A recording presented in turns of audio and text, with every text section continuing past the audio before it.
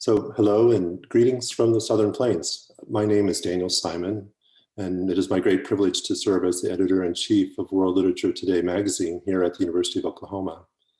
On behalf of everyone at OU, thank you so much for joining us today for the premiere of I Dream of Greenwood. I'd like to extend a special welcome to the students, teachers, and librarians from around the state, especially from the Norman Public and Tulsa Public school districts who are joining us live or watched it in their classrooms in advance. We are grateful to the many teachers and curriculum coordinators who have been working with the packet that included survivor testimonies and discussion questions related to the subject matter.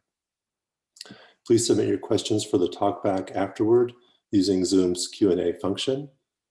Two-term U.S. Poet Laureate and Pulitzer Prize winner Tracy K Smith will join us for the talkback, along with Marie Casimir, Leslie Krause, and Jemae Griffith, the creative team responsible for bringing you the dance. The runtime of the dance is about 6 minutes, and then we will have 45 minutes for a conversation after the film. First and foremost, I'd like to thank Professor Casimir and Jemae for the incredible amount of passion, time, and talent they brought to their stunning choreography and performance, to Professor Krause as dramaturge and for connecting us to Marie early on in the process, as well as to Scissortail Media and Andriotis Music and Audio on the production side. I'm also grateful to Michael Bearden, director of the OU School of Dance, for supporting our ongoing partnerships with the wonderful students and faculty in the school's program, and to Mary Margaret Holt, Dean of the Weizenhofer College of Fine Arts. This filmed performance would not have been possible without a timely and generous grant from the Norman Arts Council CARES Act program. So special thanks to Erin Gavigan for the phenomenal work she and her staff do in our community, which impacts not only Norman, but also the entire metro region, and now with this online broadcast, an international audience who may be learning about the Tulsa Race Massacre for the first time. I'd also like to thank the activist, educator, and oral historian Eddie Faye Gates, who compiled the book Riot on Greenwood, which included several of the eyewitness testimonies that were used as the basis for today's choreography. I will put that in the chat, a link to the book, so you can check it out yourself. Ms. Gates was a longtime teacher and curriculum coordinator for the Tulsa Public Schools, and also served on the Oklahoma Commission to study the race riot in the late 1990s. As chair of the Survivors Committee, she played a major role in rescuing the narratives of more than 200 survivors of the riots, as well as information from more than 300 of their descendants. We are honored to welcome Mrs. Gates's daughter, Diane Gates Anderson, to today's premiere. Without further delay, we present to you the world premiere of I Dream of Greenwood.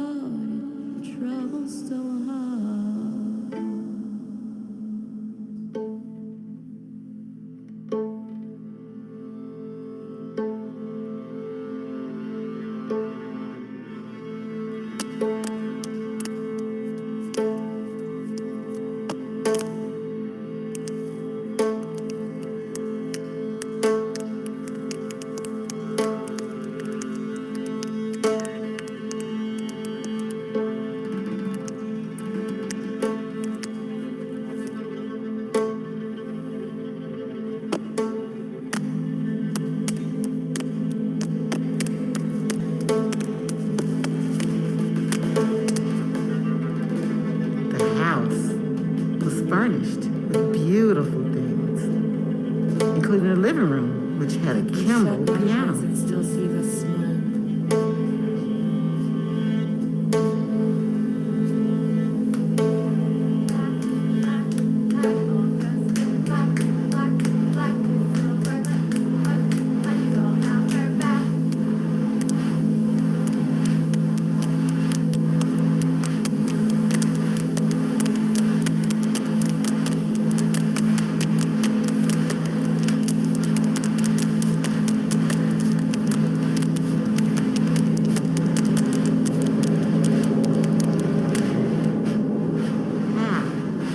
That little piece of curtain have survived.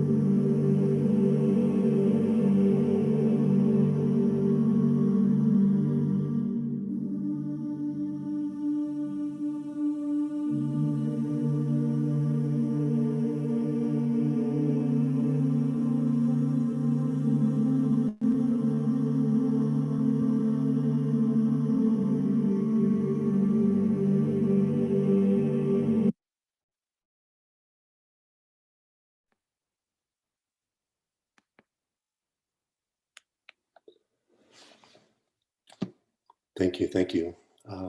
Marie, would you like to begin our talk back and say a few words about your vision for I Dream of Greenwood?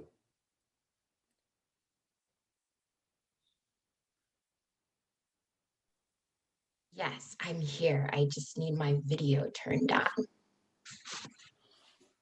Okay. Okay, there we go. Got it. Okay.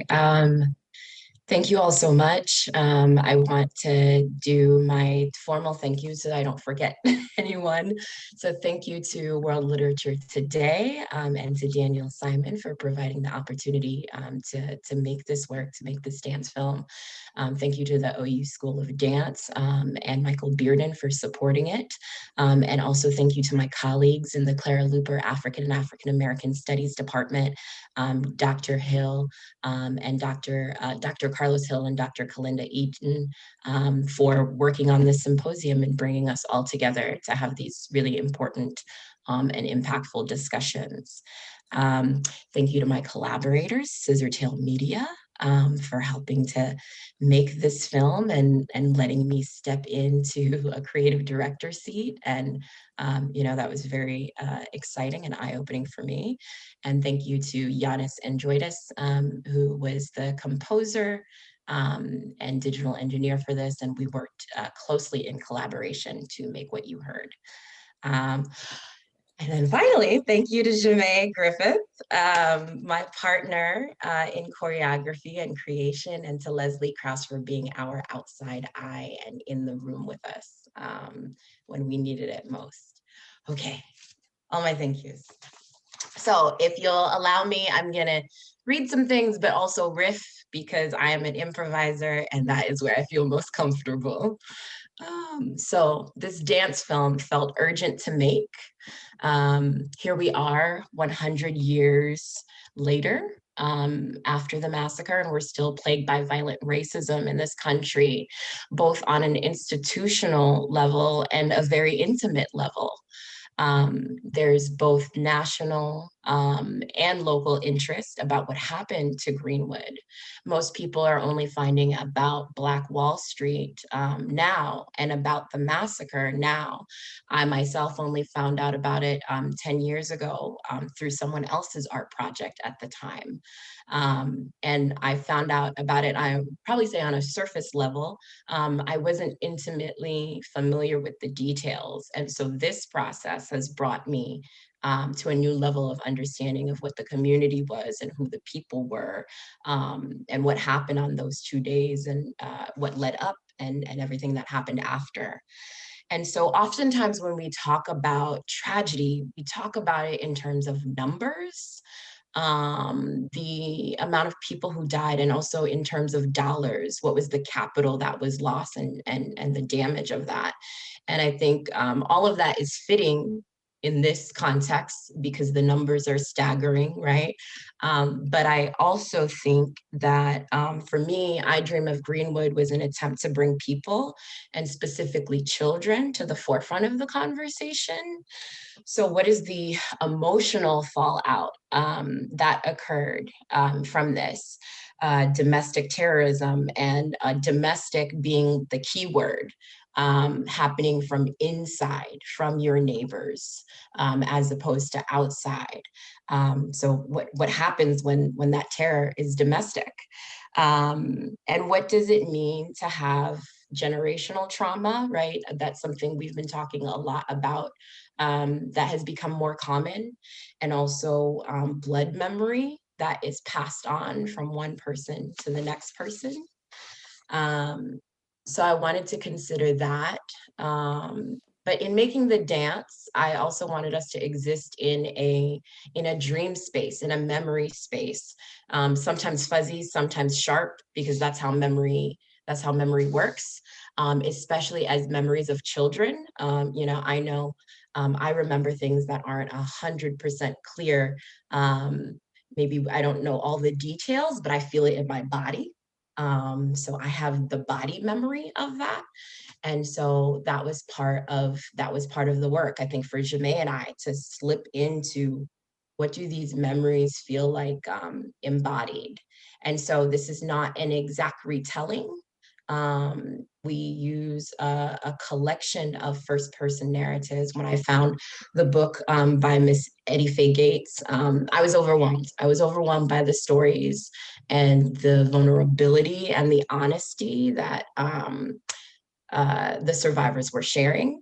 And I kept coming to this story. I've spoken about this before, but I kept coming to this story by Jimmy Lilly Franklin about having nightmares, and nightmares after the event. And so for me, it just felt really personal. I had a lot of nightmares as a kid. I slept walk as a kid, consistently afraid of the dark. And so I thought, what does it mean to feel when you're already a child and you already feel unsafe sometimes at night, right? By what goes bump in the night, as I say, but then what happens when the worst possible thing that you could imagine happens, and you're startled from sleep, and you have to run and leave your home. And so we just started to explore what that meant for the children during and after, and so the recurring moments that lasted with them. I think I'll stop there about that. There's also joy in this piece. There is also hand games and hand claps, and Jamae and I can talk about that later, how we came to that, but it felt really important to share the breadth of what childhood could be and what it likely was. And so how do we make sure we see children at play? Because what was disturbed was innocence. And so I wanted to make sure there was a level of innocence in this piece. Okay, I think I'll stop there. There might be more. Maybe I'll come back to it. Thank you, Marie. A special welcome to Tracy K Smith, who's joining us from Princeton, New Jersey this morning. two-term U.S. Poet Laureate, Pulitzer Prize winner, poet, translator, librettist, and will be giving a special talk at 4:30 this afternoon as the keynote address for our symposium. Tracy, would you like to offer some initial response to the dance? Oh, absolutely. I mean, the first response I have is just a profound sense of gratitude.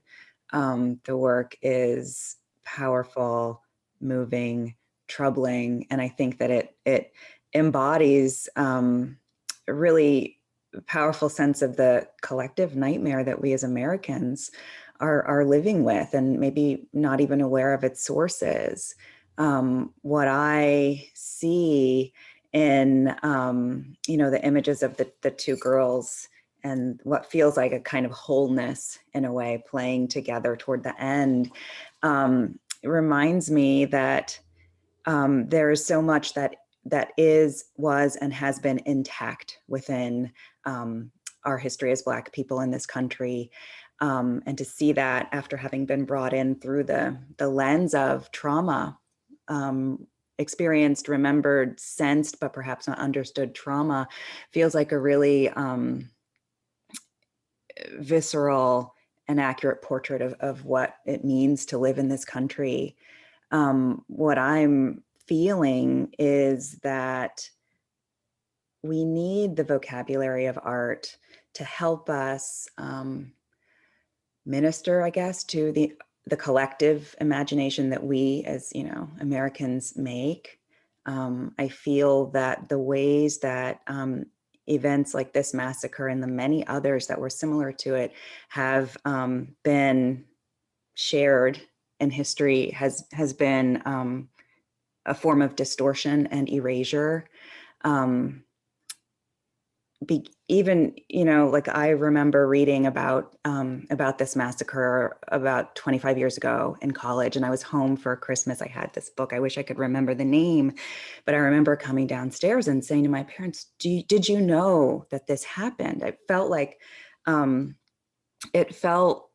in addition to the crime, that the erasure and the fact that this wasn't something that all of us were exposed to, it feels like another form of crime. And it reminds me, just months after we witnessed the storming of the American Capitol, that the collective response to acts of violence against Blacks in this country is often, let's move on. This is an aberration. This is not who we are. Let's start over. And I feel like what your work reminds us is that we can't move on unless we tend to the wound, unless we address the fact that the ways that these stories are framed perpetuates the illusion that there is logic at the root of them. So this massacre purports to have been set off by, an alleged sexual assault. But the reality of race massacres against Blacks in this country is that is always a lie. And the truth is, communities where Blacks enjoy a form of autonomy and economic prosperity are targets for acts of retribution like this. And it's a difficult and fraught story that I feel like we need to learn many new ways of unpacking.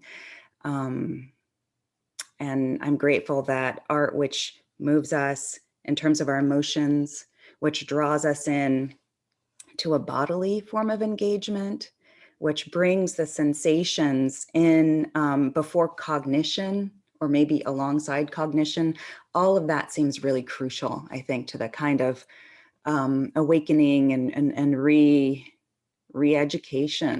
that I feel is really called for at this moment in America if we're going to move forward and start making different kinds of choices and think about ways of actually atoning for, for the traumas of history. Thank you, Tracy. As you were talking about going to your parents after reading that book and asking them, did you know about this? I was talking to Sonia Sanchez over a year ago, and she said when she visited Tulsa in the late 1970s, and she was at an event, and this elderly gentleman was sitting on the couch, and she went over and spoke to him, and he said, I bet you don't know what happened here. And she did not know. And so she went back to Temple University and started looking at the NAACP reports and other research, which had been largely erased from other archives, but found it there, and began to teach her students.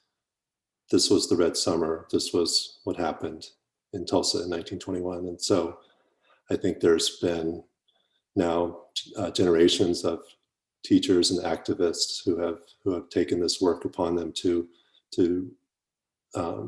unerase the story and now tell it in new ways. And as Marie was saying, through body memory, through blood memory, and the bodily engagement of art, I think is a special way of approaching it. Jemay, would you like to talk a little bit about your own engagement with the dance?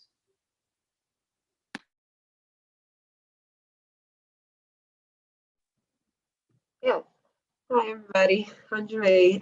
My involvement with this dance film, I Dream of Greenwood, was obviously a performer, dancer, but also co-choreographer, and also I did the costumes. I had found costumes and also designed and constructed the dresses that you see during the hand clap. Yeah, so Marie and I, well, first of all, so Leslie and Marie asked me to be a part of this project about a year ago. So we've been meeting for a very long time and talking about the Tulsa Race Massacre. And I was excited to be a part of it because, one, I didn't know much about it. And so to educate myself, but also be a part of educating others about the event. And so when we would meet, we would talk about the stories that we read in the book, Riot on Greenwood. And we would also try to find different ways that we related to the stories, may not have been the exact same, but different events in our lives that may have, where we have experienced being displaced or experienced loss, heartbreak. And then from there, we would continue the conversation through movement. And a lot of times it was improvisation. So, yeah. And could you say a little more about how you came to Oklahoma? Were you a Hurricane Katrina? Yeah, so when I was 12, Yeah.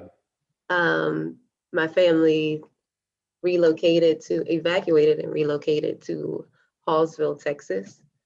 And we've been there for about 10 years. Well, I lived there for 10 years. My parents still live there. And yeah, and then I moved, I went to school in Louisiana, moved to New York, and now I'm in Oklahoma, the OU. Well, thank you again. And just seeing the choreography and as well as the costumes and every little contribution that you made to this artistic project was really incredible. So thank you. Leslie, would you like to say a few words about your role as dramaturge? Yes, hi everyone. I'm so honored to be speaking with everyone and involved in this. I'm so excited that we're talking to students right now. Kind of like others, I did not know much about the event, and Daniel came to me and asked about the School of Dance being involved. And then I reached out to Marie, and then we ended up reaching out to Jemay. And so Jemay sort of took care of that story, and that we've been working on this for about a year. And yeah, I feel like Marie and I've discussed this many times. Dramaturge is like, we redefined it in this way, working on a dance film, and what I really provided, which was sometimes organizing the thoughts that were occurring in the room, you know, oftentimes in a creative setting or creative process. You know, Marie and Jemay are outputting all of this information, and sometimes it's hard to have all of that clear, what was out, what was put out. And so I would, in a very rehearsal assistant way, organize what occurred in rehearsal so that it could be given to them through feedback or played back to them. And sometimes that was written, sometimes that was video. There's a lot of iPhone filmmaking at times, which was helpful, you know, just so you can kind of see the medium. I mean, halfway through this, we were going to be in a live performance, and then halfway through we switched to film. So that was a whole nother sort of redefining of the project. Yeah, and then, you know, the other thing, when, you know, I first spoke to Marie about this, you know, there was a question about me being in the room at all, because, you know, obviously these stories are from Eddie's book. These are Black people's story to tell, and Marie and Jemay had the responsibility to tell these stories, and it's a large responsibility. And so there's a question about if I would be involved at all. And then Marie chose to invite me into the rehearsals some of the time, because sometimes my presence, you know, wouldn't be helpful. So I was very honored to be in the rehearsal space as a witness to them creating this work. And then this was really language that Marie helped me find, and to also share in the responsibility of making sure that this work is seen. Because oftentimes this responsibility will fall on Black artists. And in this way, I am sharing in that responsibility to support and help this be seen, so that when you're trying to process an event like this, that it is happening in this body way, which is something that I've studied for years. It's how I can help. It's how I can share to get the work platformed and seen. So yeah, I'm really thankful to Marie and Jemay for opening up their process. And so I was in the room to see it, not always, but a lot of the time. And yeah, I'm very thankful. I'm very proud of the work. Thank you, Leslie. As you're talking about reading these testimonies, there's another source, a primary source text by Mary Jones Parrish that was published in 1922. So very, very vivid testimonies, right, you know, within months after the massacre, and some of the survivors talk about not just running for a few blocks to the convention center, but for miles, 10 miles, 15 miles to escape the violence. And so seeing the film take place outdoors, you get a sense of that, especially with Jemay running down that path. So I think that's a really incredible choice to do that. We have about almost 30 questions in the queue, many of them that students, high school students, submitted in advance from Norman. So we'll get to a few of those. I wanted to ask a general question to Tracy first before we address some of those questions. Tracy, you have a forthcoming book of collected poems called Such Color, and that phrase comes from the end of your famous poem called An Old Story. in which you start out writing about hate as an epic wind, then end the poem with, quote, our singing brought on by a different manner of weather. And just thinking about this new anthology that Kevin Young brought out last year, this multilingual, multicultural, multi-generational tradition embodied in such precursors as Phyllis Wheatley, Gwendolyn Brooks, Audre Lorde, Rita Dove. What do you see as the role of poetry and the arts in communal storytelling, oral history, and social justice? Mm-hmm. I feel like there are these different pillars of survival and progress. And, we're often used to talking about the pillar that has to do with policy, legislation, and the political process, which is, of course, immensely important. But there is a whole region of damage and repair that is, I think, the domain of the spirit and the imagination. And so in the same way that the spirituals were sustaining to, my ancestors during enslavement, and instructive to, means of escape and freedom, I feel that art has always spoken to the sense of our belonging to something that's larger than our problems, the sense that we have recourse to something, to justice, that we're agents of it, that we can learn other ways of seeing ourselves and others, and that these are things that are vital to the insular community of Blackness. But I feel that so much also rides upon having an impact on the white imagination, which is, I guess, in some ways the default American imagination. And when I think about the work in that anthology, which I have on my desk, those are some of the most powerful and resonant voices of American letters. And they're speaking to us not only as what we are, but as what we, are intended to be, what's possible. And I feel that, that's one of the huge functions of art. Another is simply to say, what you understand, like Marie was saying, as data, this number of dollars lost, this number of lives, this, actually correlates to lived experience, to see the little teddy bear in the path and know that that's part of a whole story of a child's life, to let history touch us in all of those different ways, on all those different scales.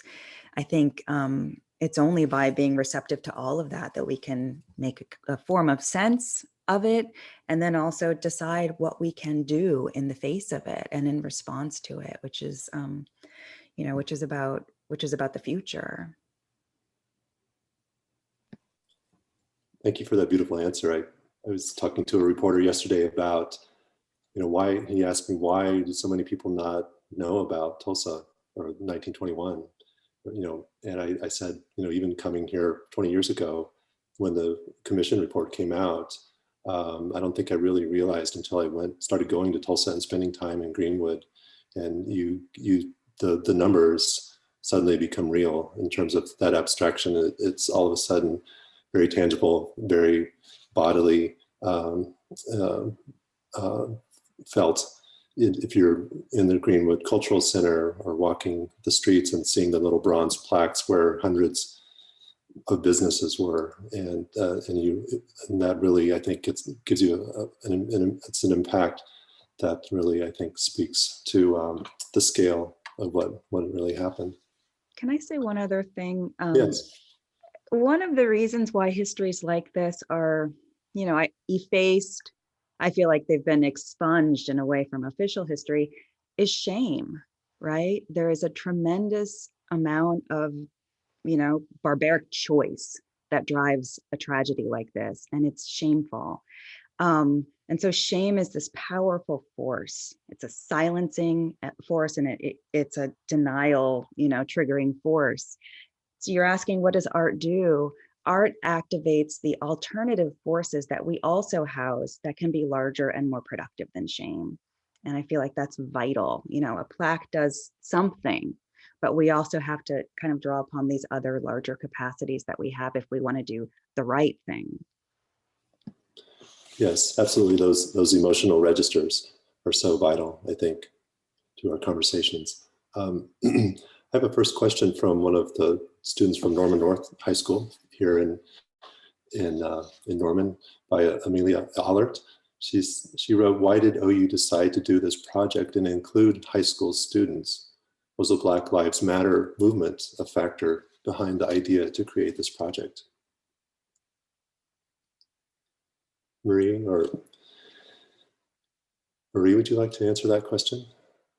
Or Leslie?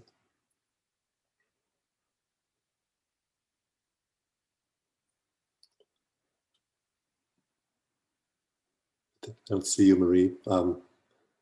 Leslie, do you want to say a few words about how we, even 3 years ago, we involved students when Edwidge Danticat was here, and you helped with that project to, well, rather it was Marie who choreographed the Women Like Us performance, but then in more recent years when we've had students come in, what do you think is the impact on young students like that, or an art performance like this? Yeah, I'm sorry, I was typing, Tracy. I was typing to say thank you for bringing up shame, because that's so crucial to talk about in this this event, and that art is a way to address that and go to different, more productive feelings. And so I was typing that, and anyway, so now back to Daniel. Yeah, this last year, there were marches, there were Black Lives gatherings on campus. And it was during the time when we were online, right? And we weren't all gathering at the school. And, when you came to the Oval out here, for those of you that aren't on campus, or, Tracy, it's there are these large ovals that are on campus that have sidewalks, and these were covered with sort of like chalk drawings from people who had come, and there were portraits of there were Breonna Taylor. There were so many messages that were written. And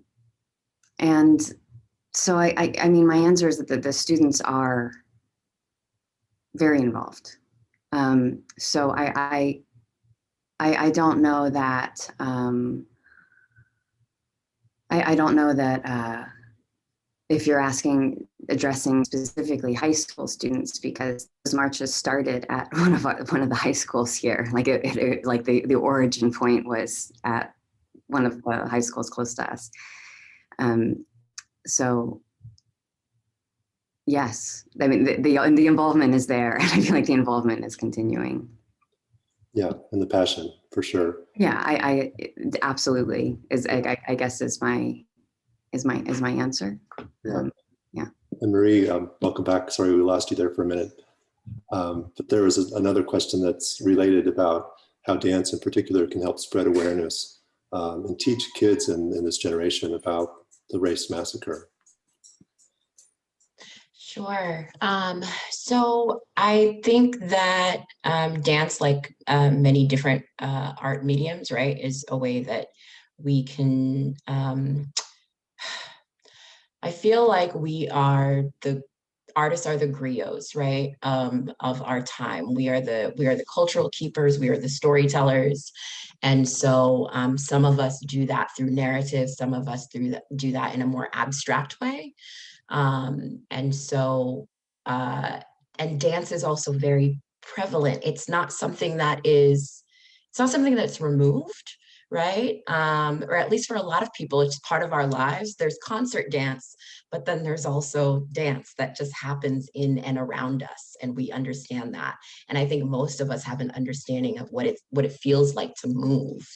So I think when you can create and be the keeper of the culture and the history and the stories, and give people an access in a way that feels tangible, maybe, right? Because people have access moving, then that's really powerful. And it doesn't feel like something that's very separate from them, separate from life. So I think that's the way dance and perhaps other art forms function. There are a lot of questions about specific choices that were made. Also, about how you felt about reading these testimonies, and in particular, the scene with the red fabric. What does that represent? Do you think artistically? The students' interpretation was that something that was once luxury and comfort turned into something suffocating. How would you talk about that choice? Yeah, I saw that response and I was like, wow, I hadn't even thought, like, whoever wrote that question, thank you, that's amazing. And that response, I hadn't even made that connection. But the red coat was intentional. We knew that the colors were going to be muted. So anytime you have something that's striking like a red, is going to stand out. And red, stands for many different things in many different cultures, whether that be power or strength, or luck. For us, it came in a very practical sense that then turned into a metaphor. And so I want to read just a tiny little section of where we pulled that red coat from. It comes from Dorothy Wilson Strickland's story. And so she says, and I'll try to go fast. We had left in such a hurry. I hadn't had time to dress properly, which happened to a lot of other fleeing Blacks who were also improperly dressed. It'd been warm inside our house, so I was sleeping only in my panties. But as we were getting ready to get in Daddy's truck to run for our lives, Mother rushed me. She said, "It might be cool tonight. Get a coat." So I grabbed my little red winter coat. That's all I had to wear during the rest of our time as riot refugees, my panties, and that little red winter coat.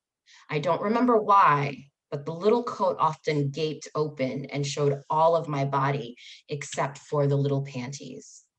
I guess the coat didn't have any buttons on it. And would you believe it? I lost those little panties. It happened like this. When we slept on the ground at Mohawk Park, mothers tried to keep their young children warm with their own bodies. Well, during the night, I had to relieve myself, and a kind woman knew Mother was trying to keep her youngest child warm. So she told Mother not to move and that she would take me to a bush behind where we were sleeping. And she did, but she told me to take my panties off and she would hold them for me. She didn't want me to soil them, so I did. And wouldn't you know, that is the exact moment that the mobsters found our Mohawk Park hiding place. So it goes on, but when I read that section, the idea of, this little red coat that was meant to protect, right? The only thing that she had to protect herself. And so I wanted to play with the idea of it as a form of physical protection, but metaphorical protection. You're trying to protect yourself, but how can you, right? Is it possible? Is it even possible to not be exposed emotionally and physically? So you'll see the coat doesn't actually protect, and it becomes a struggle to try to keep it on. And the suffocation is something that happened within improvisation. I was on the floor, I was on the ground, it was cold. It was so cold the night when we were shooting. And I was trapped under this coat, and it felt like something that wasn't actually protecting me, that was suffocating me. And so I just began to play with what it felt like to want to be protected, but not actually be protected. Yes, those survivor testimonies are so powerful, and so I think the students really, as they were reading them in the curriculum packet, really had an opportunity to see that kind of emotion, that kind of terror, to be woken up at 5 a.m. and be completely disoriented. That comes through so powerfully in the dance. But then for a mother to have this instinct to, even in the midst of chaos, to protect her child, and other mothers to protect children from the community, that comes through so powerfully. I have some other questions about how you felt actually in terms of your own emotional process working through in the actual choreography, perhaps for Jamie. How would you respond to that question?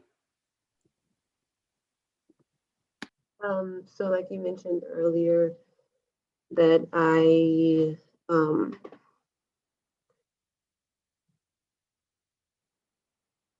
was evacuated from New Orleans to Texas due to Hurricane Katrina and being displaced.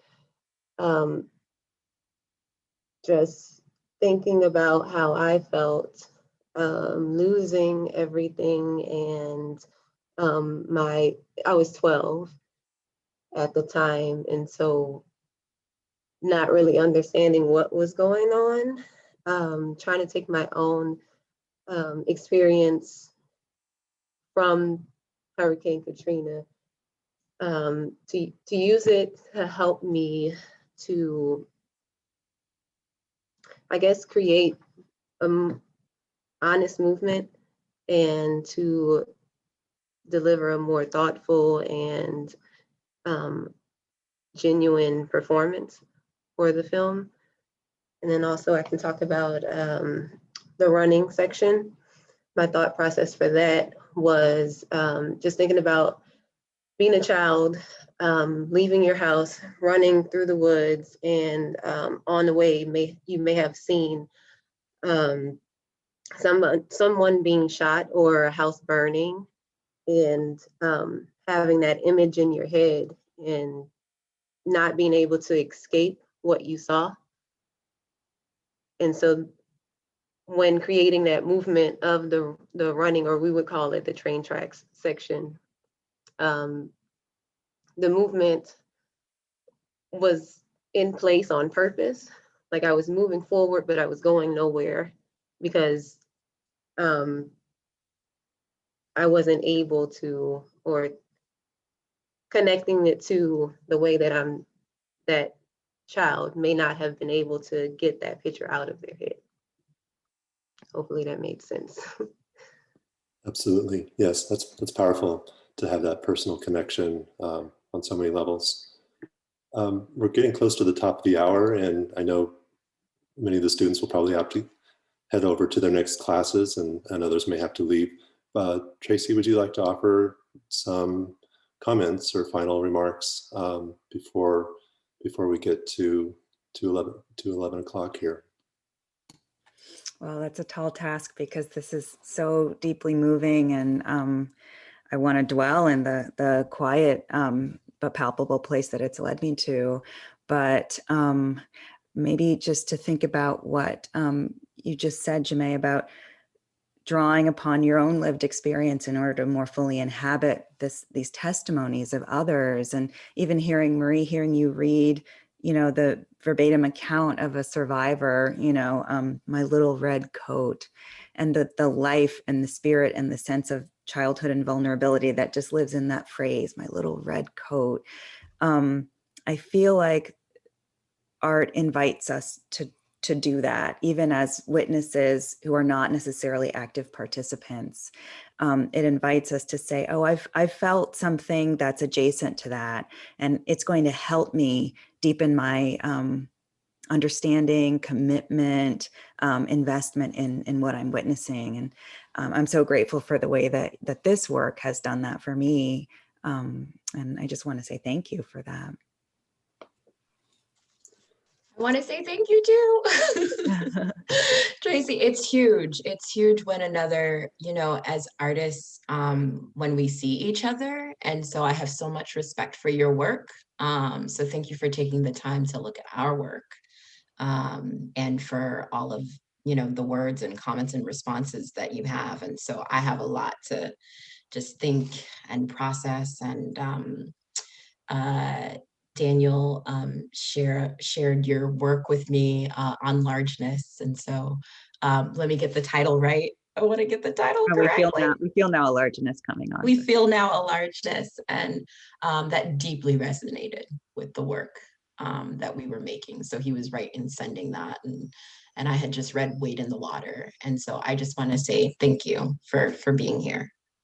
Well, thank you. I mean, I feel like all of us working in our own spheres are working together on a large collective project, you know, that's generations in the making.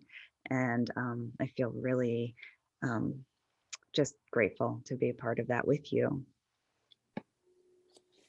Thank you, Tracy. Thank you, Marie, Leslie, Jamay.